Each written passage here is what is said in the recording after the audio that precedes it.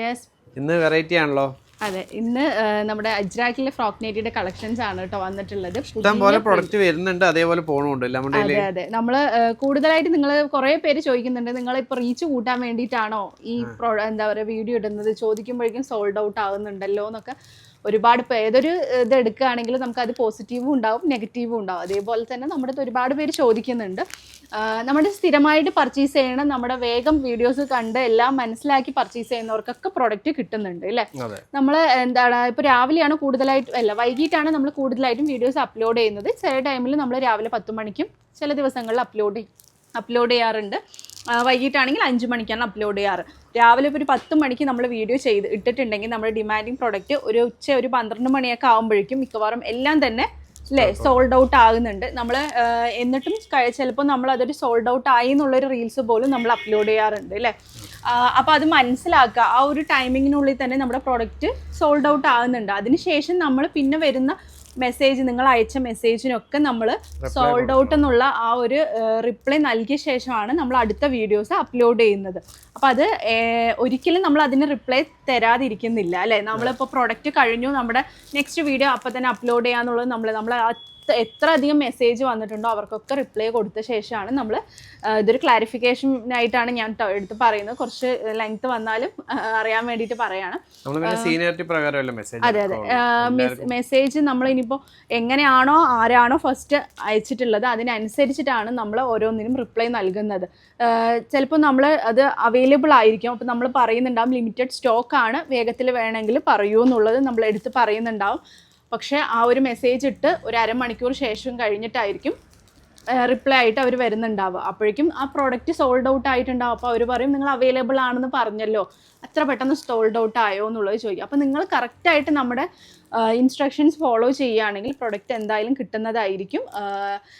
എന്താ പറയുക, അതിന് വേണ്ടിയിട്ടാണ് നമ്മൾ എത്രയധികം പ്രൊഡക്റ്റ് വരുന്നുണ്ട്, എത്രയധികം ഇവിടെ നിന്ന് നമ്മൾ ഡിസ്പാച്ച് ചെയ്യുന്നുണ്ട് എന്നുള്ള വീഡിയോസൊക്കെ ഇടയിലായിട്ട് അപ്ലോഡ് ചെയ്യുന്നത്. അപ്പോൾ അതൊക്കെ മനസ്സിലാക്കുക. പ്രൊഡക്റ്റിനുള്ള ഡിമാൻഡ് കൊണ്ടാണ് സോൾഡ് ഔട്ട് ആയാൽ നമുക്ക് സോൾഡ് ഔട്ട് ആയി എന്ന് തന്നെ പറയാൻ കഴിയുള്ളൂ. ഈ ഒരു പ്രോഡക്റ്റ് നമ്മൾ ഈ ഓൺലൈൻ ചെയ്യുന്ന പ്രോഡക്റ്റ് തീർച്ചയായും, കാരണം അവർ കറക്റ്റായിട്ട് വീഡിയോസ് മനസ്സിലാക്കുന്നുണ്ട്.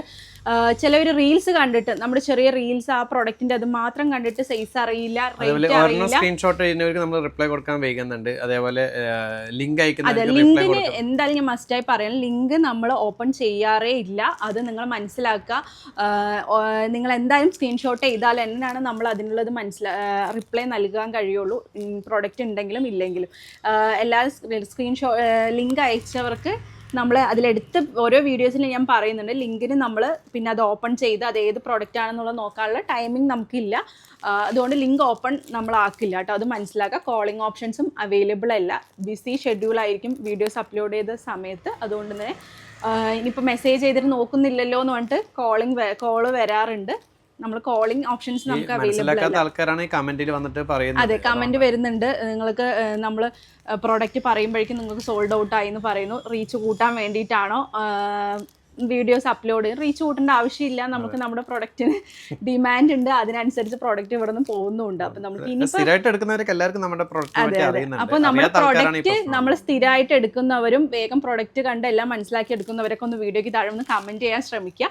പിന്നെ പറയാനുള്ളത്, നമ്മുടെ ഈ ഓൺലൈനിൽ കാണിക്കുന്ന ഏത് പ്രൊഡക്റ്റും നമുക്ക് ഷോപ്പിൽ അവൈലബിൾ ആയിരിക്കില്ല. ഷോപ്പിൽ എല്ലാ പ്രൊഡക്റ്റും ഉണ്ട്, പക്ഷെ നമ്മൾ ഈ ഒരു ഇപ്പോൾ പ്രൊഡക്റ്റ് ഞാനിപ്പോൾ വീഡിയോ ചെയ്തു എന്ന് വെച്ച് പറഞ്ഞാൽ ഈ ഒരു പ്രൊഡക്റ്റ് ഷോപ്പിൽ ഉണ്ടാവുമല്ലോ, നമുക്ക് കുറച്ച് കഴിഞ്ഞിട്ട് പോവാമെന്ന് പറഞ്ഞിട്ട് ഇപ്പോൾ നമ്മുടെ സ്ഥിരം കസ്റ്റമേഴ്സ് ആണെങ്കിൽ പോലും വരുമ്പോൾ നമുക്ക് ആ പ്രോഡക്റ്റ് ചിലപ്പോൾ നിങ്ങൾ ഉദ്ദേശിച്ച് വരുന്ന പ്രോഡക്റ്റ് ഷോപ്പിൽ അവൈലബിൾ ആയിരിക്കണമെന്നില്ല.